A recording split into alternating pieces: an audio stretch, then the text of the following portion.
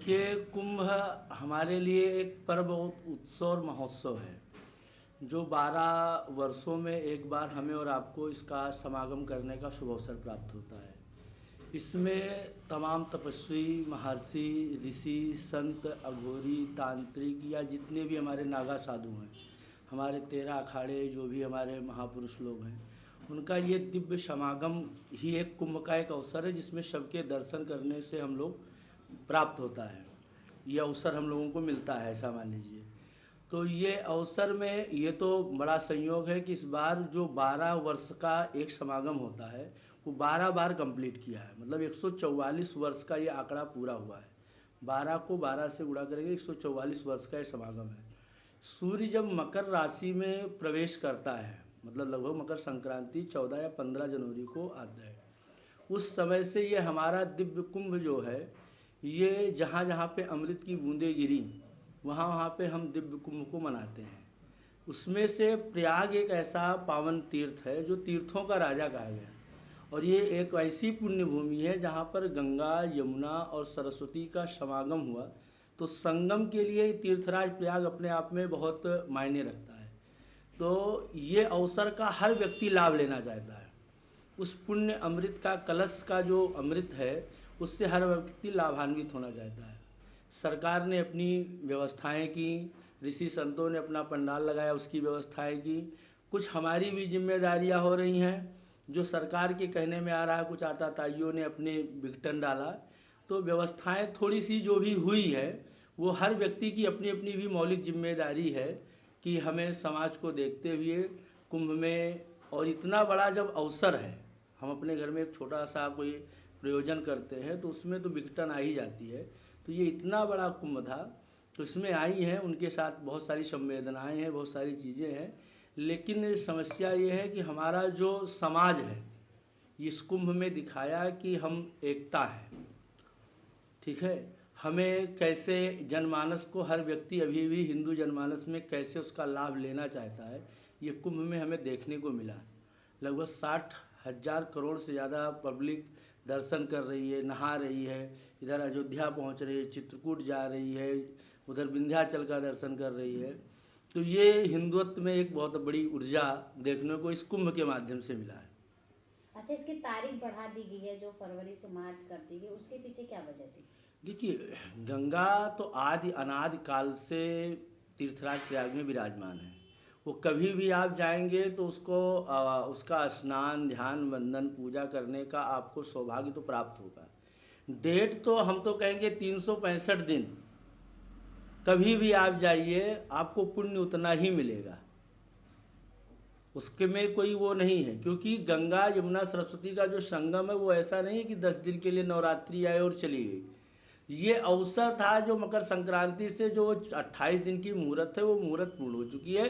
लेकिन हम अभी जनमानस से, हिंदू समाज से आग्रह करेंगे, आप कभी भी 365 दिन में कभी भी अपने जीवन में एक बार, तीर्थों का राजा प्रयाग है, तीर्थराज की पुण्य भूमि पर पहुँचें और संगम का स्नान करके अपने पाप, ताप, संताप को वहाँ नष्ट करें और उस दिव्य कुंभ से वाह्य शुद्धि, जो हमारे शरीर की बाहरी अशुद्धियाँ हैं, उसे दूर करें और भागवत गीता, पुराण, संतों का सानिध्य, गुरुओं का सानिध्य प्राप्त करके अपने अंदर की जो मैली कुचली चीज़ें बची हुई हैं, जो हमारे शरीर में काम, क्रोध, ईर्ष्या, मद, मोह, मात्सर्य है, इसे दूर करें।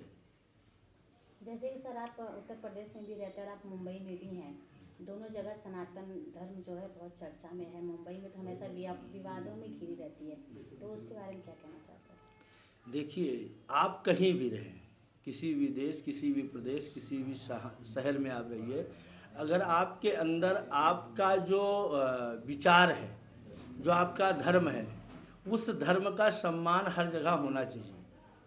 हमारे वेद व्यास जी ने 4 वेद लिखा, 18 पुराण लिखा, उपनिषद लिखे, शास्त्र लिखे। वो चाहे महाराष्ट्र में हो, चाहे कर्नाटक में हो, चाहे उत्तर प्रदेश में हो, या अन्य भूमि या अन्य क्षेत्र या विश्व के किसी भी जगह पर हो। हम तो वसुदेव कुटुंबकम वाले लोग हैं। हम तो पूरी धरा को अपने कुटुंब की तरह, अपने भाई की तरह मानते हैं। तो इस 4 वेद से ही सारी मंत्रों की उत्पत्ति, इन पुराणों से ही सारे कथाओं की उत्पत्ति हुई है। तो केवल हमारे वैचारिक, जैसे पानी को कोई नीर कह सकता है, कोई जल कह सकता है, कोई पानी कह सकता है। तो वैसे कहने की भाषा अलग हो सकती है, बोलचाल की भाषा अलग हो सकती है, लेकिन वो वेद जो कह रहा है वो 4 ही वेद है जो वेद व्यास जी ने रचना कर दिया। तो वो कहीं पर भी आप रहेंगे तो वो हिंदुत्व के छाये में आप अपने जीवन को व्यतीत कीजिए, आपको वहाँ पे आपको सुखमय जीवन व्यतीत मिलेगा। एक फेमस हीरोइन है ममता कुलकर्णी जी। तो इस समय उनको महामंडलेश्वर बना के फिर उनको कैंसिल कर दिया गया, मतलब नहीं बनाया गया, तो वो कितना उचित है? देखिए, इसमें सबसे बड़ी अव्यवस्था है हिंदू सनातन धर्म में कि जो चोला ओढ़ लिया, इस पे तो हम सरकार से, अपने साधु संत समाज से, अपने हिंदू धर्म के सभी प्रबुद्ध वर्गों से, सभी से निवेदन करेंगे कि हमारे यहाँ आज नहीं, आदिकाल से कहा गया है कि पानी पियो छान के और गुरु बनाओ जान के। हमारे यहाँ जब गुरुकुल पद्धति से आप आए नहीं, एक अपनी आँख के, दांत के, कान के डॉक्टर की हम इलाज करते हैं तो उसकी डिग्री चेक करते हैं, उसकी व्यवस्था चेक करते हैं, इसने कहाँ से पढ़ाई किया, क्या किया। आप हिंदू समाज में आप चोला पहन लेने से, भगवा वस्त्र पहन लेने से आप महामंडलेश्वर की पद नहीं पा सकते। महामंडलेश्वर पद वो त्याग, वो तपस्या, वो निष्ठा, वो ज्ञान का केंद्र है जिसमें हमारी भावनाएं आकर्षित होती है और हमारी भावनाएं जाके वहाँ पे अडिग होती है।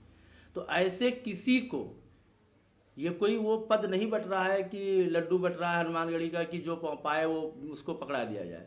कोई कह रहा है IIT बाबा, कोई कह रहा है कि क्या नाम है ममता कुलकर्णी, आदि आदि जो भी XYZ है। ऐसा नहीं है। जो गुरुकुल पद्धति से हमारी शिक्षा हुई है, जो जिच्छा हुई है, वो ऋषियों की तप है, वो ऋषियों का त्याग समर्पण है। परिवार से विरक्त होकर उन्होंने उस चीज़ पर अध्ययन किया। ऋषि का मतलब क्या है? रिसर्च। किसी चीज़ पर उन्होंने शोध किया, किसी चीज़ पर उन्होंने जानकारी एकत्रित किया, तब जाकर उनको प्रसिद्धि हासिल हो, तप या हासिल हुआ। तो जगत गुरु हो, महामंडलेश्वर हो या कोई भी ऐसे पद है, वो इतना आसान प्राप्त करना नहीं है जो ममता कुलकर्णी ने प्राप्त कर लिया। हमारे दर्शकों से क्या कहना चाहते हैं? हम आपके दर्शकों के माध्यम से सबसे बड़ी बात तो ये कहना चाहेंगे कि आप जिस हिंदू सनातन धर्म की छत्र छाया में जीवित हैं, ये आदि और अनादि काल में है। अगर आप साइंस दृष्टि से देखेंगे तो भी आपको हिंदू सनातन धर्म बिल्कुल परफेक्ट मिलेगा। आप आध्यात्मिक दृष्टिकोण से देखेंगे, आप पाखंड में रत न होइए, आप अध्यात्म को समझिए। हमारे ऋषियों ने क्या कहा उसको समझने का प्रयास कीजिए। आप चमत्कार पर मत जाइए, आप उस चीज़ को अध्ययन कीजिए। महाभारत हमसे क्या कह रही है, रामायण हमको क्या सिखा रही है, भागवत हमको क्या दिखा रही है, शास्त्र में हमारे यहाँ क्या किस चीज़ की व्यवस्था दी गई है, पीपल की पूजा क्यों करनी चाहिए, तुलसी की पूजा क्यों करना चाहिए। हर चीज़ की व्यवस्था पर आप 2 लॉजिक को लेकर चलिए, क्योंकि आने वाला जो समाज है वो पढ़ा लिखा समाज है। तो हम ये नहीं कहेंगे कि आप ब्लाइंड विश्वास कीजिए, उसके पीछे समझिए कि हमारे ऋषियों की कितनी खोज, कितनी तपस्या, कितनी लगन लगी है कि जो मिनी सेकंड को आज नासा, इसरो इत्यादि जो है रिसर्च कर रहे हैं, उसको आदि अनादि काल में हमारे ऋषियों ने उस पर रिसर्च कर दिया।